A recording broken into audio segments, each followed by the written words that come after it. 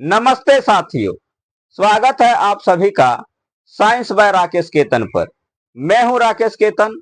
तो चलिए शुरू करते हैं आज की कक्षा। आज हम लोग क्षार के रासायनिक गुण को पढ़ेंगे।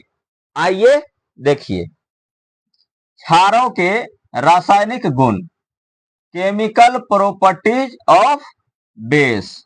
तो सबसे पहला गुण देखिए, क्षार का अम्लों के साथ अभिक्रिया। ये वाली प्रॉपर्टी जो है आप पिछले वीडियो में पढ़ चुके हैं, जब अम्ल का क्षार के साथ अभिक्रिया हुआ था।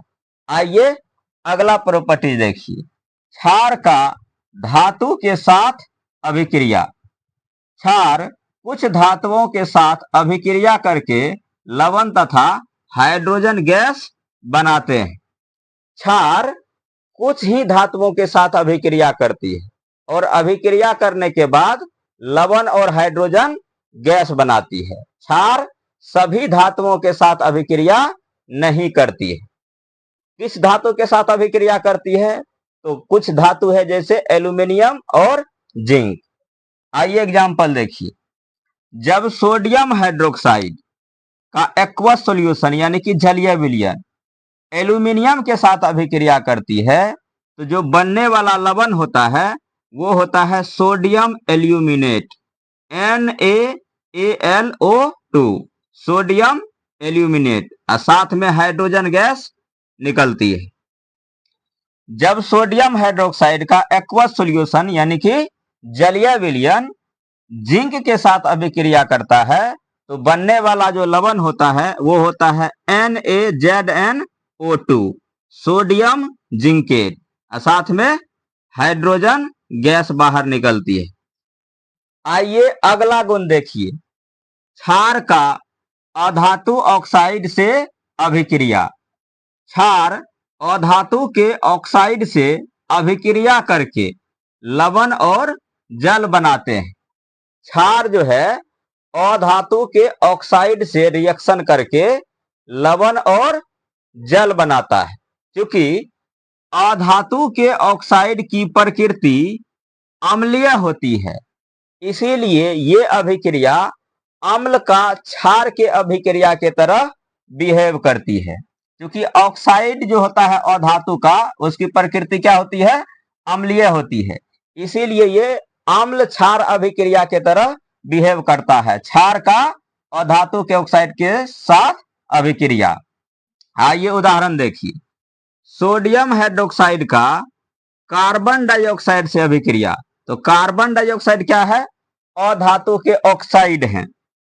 तो जब सोडियम हाइड्रोक्साइड कार्बन डाइऑक्साइड के साथ अभिक्रिया करती है तो एक लवण बनता है सोडियम कार्बोनेट। सोडियम कार्बोनेट, साथ में क्या बनेगी? जल बनेगी, H2O। इस रिएक्शन को बैलेंस कीजिएगा तो सोडियम यहाँ कितना है? 2। तो इसको बैलेंस करने के लिए यहाँ 2 से गुना कर दिए तो सोडियम बैलेंस हो गया। अब देखिए, कार्बन इधर 1 है, कार्बन इधर 1 है, हाइड्रोजन इधर 2 है, इधर भी हाइड्रोजन 2 है, ऑक्सीजन इधर हो गया 2 और 2 4, इधर 3 1 4। तो अभिक्रिया इस प्रकार बैलेंस हो गई। अगला एग्जांपल देखिए, कैल्शियम हाइड्रोक्साइड का कार्बन डाइऑक्साइड से। तो जब कैल्शियम हाइड्रोक्साइड कार्बन डाइऑक्साइड से अभिक्रिया करती है तो लवण बनाती है। कौन सा लवण? तो calcium carbonate, calcium carbonate, CaCO3। अब फॉर्मूला कैसे बनता है?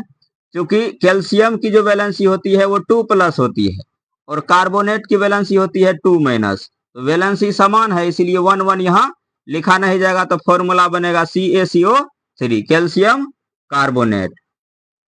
उसी प्रकार यहाँ सोडियम का आप जानते हैं +1 होता है और कार्बोनेट की वैलेंसी होती है 2-। तो इसकी वैलेंसी इसके नीचे आ गई, इसकी वैलेंसी इसके नीचे आ गई, तो फॉर्मूला बना Na2CO3। नेक्स्ट एग्जांपल देखिए, सोडियम हाइड्रोक्साइड का सल्फर डाइऑक्साइड से अभिक्रिया। तो सल्फर डाइऑक्साइड क्या है? अधातु के ऑक्साइड हैं। तो जब सोडियम हाइड्रोक्साइड सल्फर डाइऑक्साइड से अभिक्रिया करती है तो एक लवण बनता है जिसे सोडियम सल्फाइड कहते हैं। SO4 होता है सल्फेट, SO3 होता है सल्फाइड। तो यहां बनने वाला लवण है सोडियम सल्फाइड, और प्लस क्या बनेगा, जल बनेगा साथ में। इस प्रकार आप क्षार को अधातु के ऑक्साइड के साथ अभिक्रिया करके लवण प्राप्त कर सकते हैं। यदि आप लोगों को जानकारी अच्छी लगी हो तो वीडियो को लाइक और चैनल को सब्सक्राइब जरूर करें।